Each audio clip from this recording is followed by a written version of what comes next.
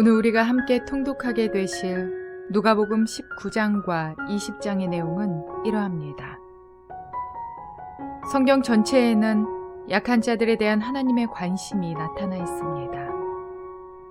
예수님은 병든 자, 연약한 자, 세리와 창기, 죄인들이 당신께 가까이 오는 것을 기뻐하셨습니다. 그들은 예수님을 필요로 했습니다. 예수님은 그들의 필요를 채워주셨고 그들의 친구가 되어주셨습니다. 예수님을 친구로 삼은 그들의 인생이 변하기 시작합니다. 여리고의 세리장이었던 삭개오는 일찍부터 물질 만능주의적 생각을 가졌던 사람입니다. 그러나 삭개오는 예수님에 대한 소문을 듣고 그분이 누구신지 궁금했습니다. 마침 여리고를 지나가시는 예수님을 보기 위해 키가 작은 삭개오는 나무 위로 올라갔습니다. 그때 우리 주님이 그를 부르십니다. 주위의 사람들은 수군거리며 예수님을 비방했습니다. 그러나 예수님께서는 당신이 이 세상에 오신 이유가 바로 이런 죄인들과 잃어버린 자를 찾아 구원하기 위해서임을 강조하시며 은화를 받은 종의 비유를 말씀해 주십니다. 예수님의 사역은 항상 사람과 더불어 시작되었고 사람을 위해서 행해졌습니다. 예수님이 사랑하신 사람이란 하나님의 은혜를 필요로 하는 이들, 즉 스스로 자신을 죄인이라고 고백하는 이들이었습니다. 누가복음 19장 28절부터 23장까지에는 예루살렘에서 보내신 마지막 일주일이 기록되어 있습니다. 약한 이들을 사랑하신 예수님은 마지막 사역을 이루시기 위해 예루살렘에 입성하십니다. 한없이 약한 인생들을 위하여 사랑으로 이루실 십자가 사역을 위한 걸음이었습니다. 예루살렘에 입성하신 예수님은 성전에서 백성들을 가르치십니다. 그러자 성전에서 일을 하는 대제사장들과 서기관들이 예수님을 공경에 빠뜨리기 위한 질문을 던집니다. 그러나 예수님은 그들이 던진 올무에 걸리지 않으시고 지혜롭게 답변하십니다. 이러한 내용들을 기억하셔서 통독에 도움이 되시기를 바랍니다. 누가복음 19장. 예수께서 여리고에 들어가 지나가고 계셨다. 삭개오라고 하는 사람이 거기에 있었다. 그는 세관장이고 부자였다. 삭개오는 예수가 어떤 사람인지를 보려고 애썼으나 무리에게 가려서 예수를 볼 수 없었다. 그가 키가 작기 때문이었다. 그래서 그는 예수를 보려고 앞서 달려가서 뽕나무에 올라갔다. 예수께서 거기를 지나가실 것이기 때문이었다. 예수께서 그곳에 이르러서 쳐다보시고 그에게 말씀하셨다. 삭개오야, 어서 내려오너라. 오늘은 내가 네 집에서 묵어야 하겠다. 그러자 삭개오는 얼른 내려와서 기뻐하면서 예수를 모셔드렸다. 그런데 사람들이 이것을 보고서 모두 수군거리며 말하였다. 그가 죄인의 집에 묵으려고 들어갔다. 삭개오가 일어서서 주님께 말하였다. 주님, 보십시오. 내 소유의 절반을 가난한 사람들에게 주겠습니다. 또 내가 누구에게서 강제로 빼앗은 것이 있으면 4배로 하여 갚아주겠습니다. 예수께서 그에게 말씀하셨다. 오늘 구원이 이 집에 이르렀다. 이 사람도 아브라함의 자손이다. 인자는 잃은 것을 찾아 구원하러 왔다. 그들이 이 말씀을 듣고 있을 때에 예수께서 덧붙여서 비유를 하나 말씀하셨다. 이 비유를 드신 것은 예수께서 예루살렘에 가까이 이르신 데다가 사람들이 하나님의 나라가 당장에 나타날 줄로 생각하고 있었기 때문이다. 그래서 예수께서 말씀하셨다. 귀족 출신의 어떤 사람이 왕위를 받아가지고 돌아오려고 먼 나라로 길을 떠날 때에 자기 종 10사람을 불러다가 10문화를 주고서는 내가 올 때까지 이것으로 장사를 하여라 하고 말하였다. 그런데 그의 시민들은 그를 미워하므로 그 나라로 사절을 뒤따라 보내서 우리는 이 사람이 우리의 왕이 되는 것을 원하지 않습니다 하고 말하게 하였다. 그러나 그 귀족은 왕위를 받아가지고 돌아와서 은화를 맡긴 종들을 불러오게 하여 각각 얼마를 벌었는지를 알아보고자 하였다. 첫째 종이 와서 말하였다. 주인님, 나는 주인의 한 문화로 10문화를 만들었습니다. 주인이 그에게 말하였다. 착한 종아, 잘했다. 네가 아주 작은 일에 신실하였으니 10고을을 다스리는 권세를 차지하여라. 둘째 종이 와서 말하였다. 주인님, 나는 주인의 한 문화로 5문화를 벌었습니다. 주인이 이 종에게도 말하였다. 너도 5고을을 다스리는 권세를 차지하여라. 또 다른 한 종이 와서 말하였다. 주인님, 보십시오. 주인의 한 문화가 여기에 있습니다. 나는 이것을 수건에 싸서 보관해 두었습니다. 주인님은 야무진 분이라서 맡기지 않은 것을 찾아가시고 심지 않은 것을 거두심으로 나는 주인님을 무서워하여 이렇게 하였습니다. 주인이 그에게 말하였다. 악한 종아, 나는 네 입에서 나온 말로 너를 심판하겠다. 너는 내가 야무진 사람이라서 맡기지 않은 것을 찾아가고 심지 않은 것을 거두어 가는 줄 알고 있었지. 그러면 어찌하여 내 은화를 은행에 예금하지 않았느냐.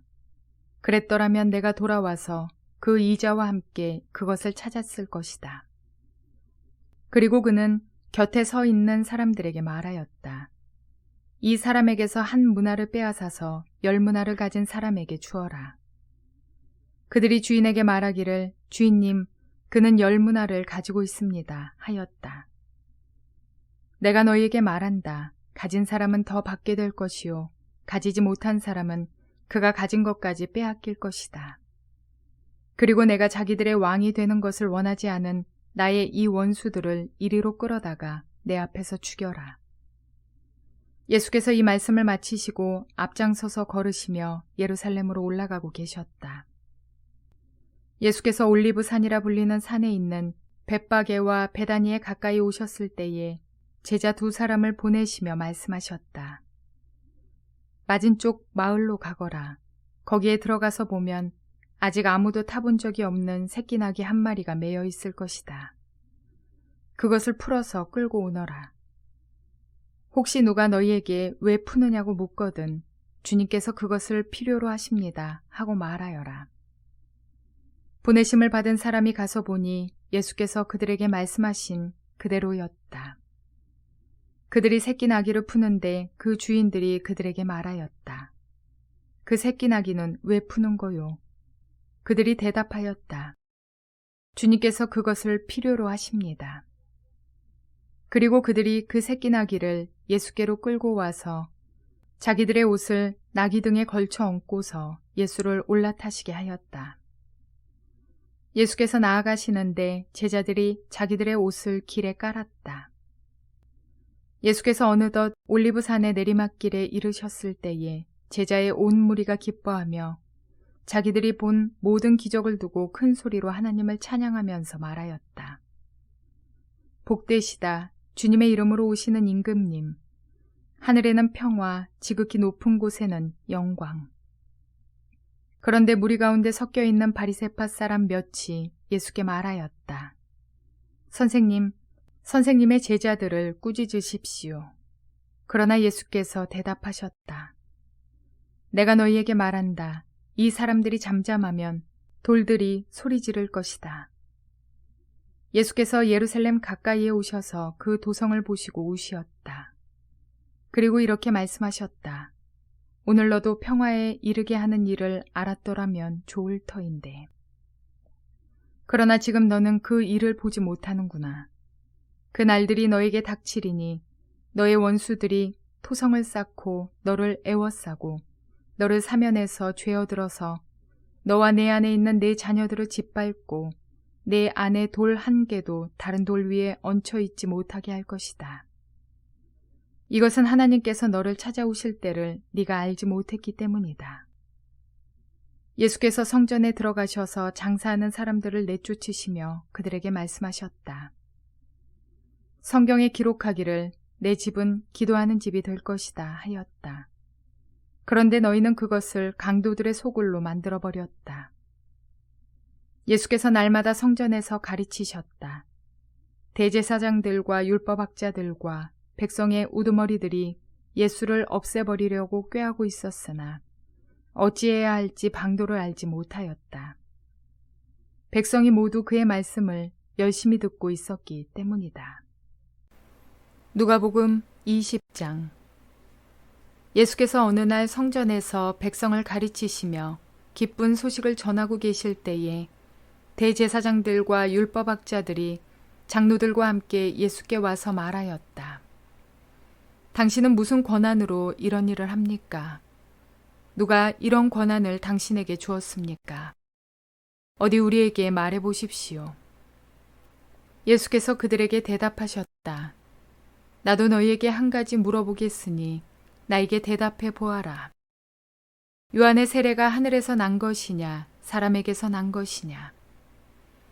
그들은 자기들끼리 의논하면서 말하였다. 하늘에서 났다고 말하면 어찌하여 그를 믿지 않았느냐고 할 것이요. 사람에게서 났다고 말하면 온 백성이 요한을 예언자로 믿고 있으니 그들이 우리를 돌로 칠 것이다. 그래서 그들은 요한의 세례가 어디에서 났는지를 모른다고 대답하였다. 예수께서 그들에게 말씀하셨다. 나도 무슨 권한으로 이런 일을 하는지를 너희에게 말하지 않겠다. 예수께서 백성에게 이 비유를 말씀하셨다. 어떤 사람이 포도원을 만들어서 농부들에게 새로 주고 오랫동안 멀리 떠나 있었다. 포도를 거둘 때가 되어서 포도원 주인은 포도원 소출 가운데서 얼마를 소작료로 받아오게 하려고 종 하나를 농부들에게 보냈다. 그런데 농부들은 그 종을 때리고 빈손으로 돌려보냈다. 주인은 다른 종을 보냈다.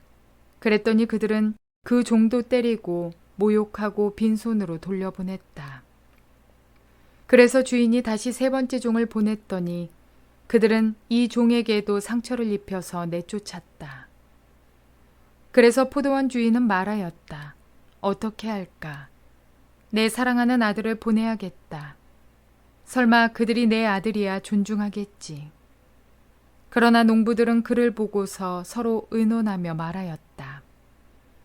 이 사람은 상속자다. 그를 죽여버리자. 그래서 유산이 우리 차지가 되게 하자. 그리하여 그들은 주인의 아들을 포도원 바깥으로 내쫓아서 죽였다. 그러니 포도원 주인이 그들을 어떻게 하겠느냐. 주인은 와서 그들을 죽이고 포도원을 다른 사람들에게 줄 것이다. 사람들이 이 말씀을 듣고서 말하였다. 그런 일이 없기를 바랍니다. 그때 예수께서 그들을 똑바로 바라보시고 말씀하셨다. 그러면 집 짓는 사람들이 버린 돌이 집 모퉁이의 머릿돌이 되었다 하고 기록된 말은 무슨 뜻이냐? 누구든지 그 돌 위에 떨어지면 그는 부스러질 것이요. 그 돌이 어느 사람 위에 떨어지면 그를 가루로 만들 것이다. 율법학자들과 대제사장들은 예수가 자기네들을 겨냥하여 이 비유를 말씀하신 줄 알았다. 그래서 그들은 바로 그때에 예수께 손을 대어 잡으려고 하였으나 백성을 두려워하였다. 그리하여 그들은 기회를 엿보다가 정탐꾼들을 보내서 이들이 거짓으로 의로운 사람인 채 행세하면서 예수께로 접근하게 하여 그의 말씀을 책잡게 하였다.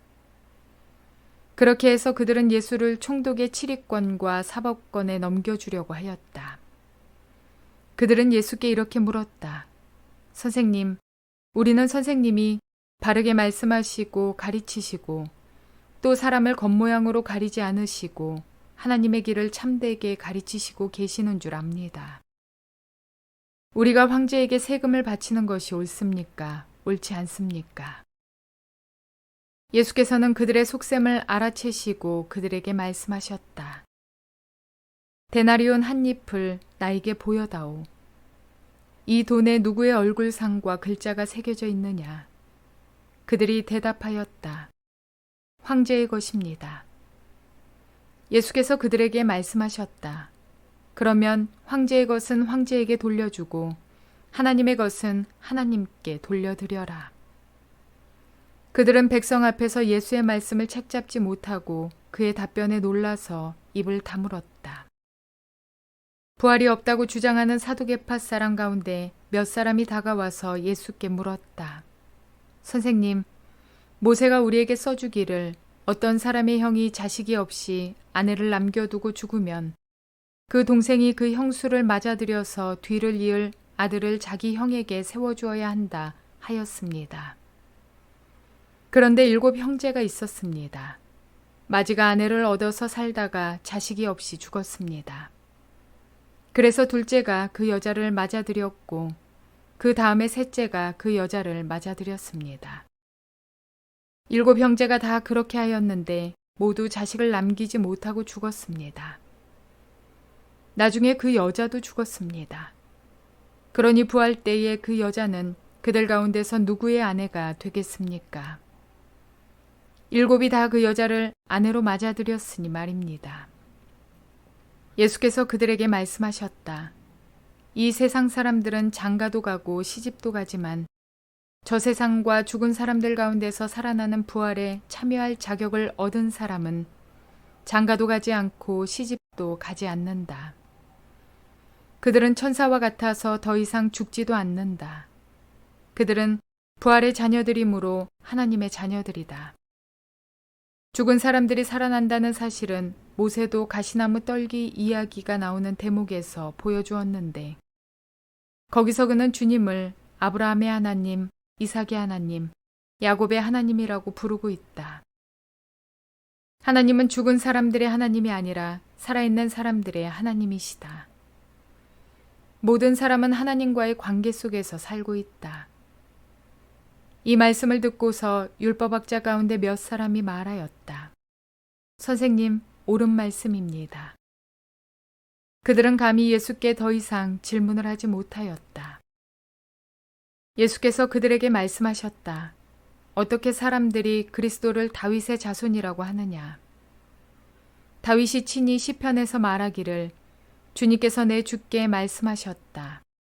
내가 네 원수들을 네 발 아래에 굴복시킬 때까지 너는 내 오른쪽에 앉아 있어라 하였다. 다윗이 그리스도를 주라고 불렀는데 어떻게 그가 다윗의 자손이 되겠느냐? 모든 백성이 듣고 있는 가운데 예수께서는 자기 제자들에게 말씀하셨다. 율법학자들을 조심하여라. 그들은 예복을 입고 다니기를 원하고 장터에서 인사받는 것과 회당에서 높은 자리와 잔치에서 윗자리를 좋아한다. 그들은 과부들의 가산을 삼키고 남에게 보이려고 길게 기도한다. 그들은 더 엄한 심판을 받을 것이다.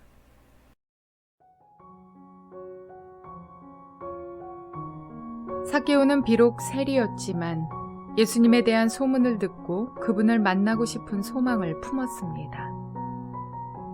그분을 보기 위해 돌 무화과 나무에 올라가는 수고를 마다하지 않았던 삭개오는 예수님의 부르심을 받았고 그분을 자기 집에 모실 수 있었습니다.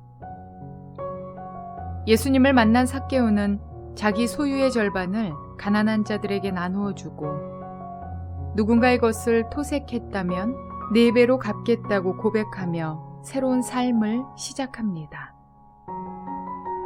이렇게 삭개오와 같이 예수님을 만난 사람은 누군가로부터 강요받지 않아도 받은 은혜를 감당할 수 없어서 스스로가 주님의 뜻을 따르기를 기뻐합니다. 물질이 중요하고 물질 만능주의적 삶을 살던 삭개오의 마음이 단숨에 변화되었습니다. 그러니 믿음의 사람에게 가장 필요한 것은 예수님을 만나는 것입니다.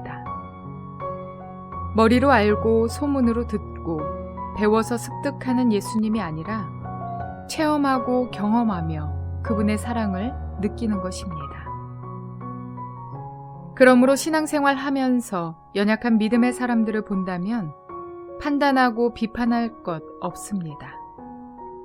그가 예수님을 깊이 만날 수 있도록 기다려주며 기도해주며 예수님이 사람을 사랑하시고 사람과 함께 하셨던 것처럼 끝까지 그들을 보듬고 품어서 예수님의 사랑을 보여주는 저와 여러분 되시기를 바랍니다. 또한 다른 누군가만 변화되기를 지켜보는 자가 아니라 내가 먼저 주님을 깊이 만나 새로운 삶을 살아가는 저와 여러분 모두가 되시기를 주님의 이름으로 축원을 드립니다.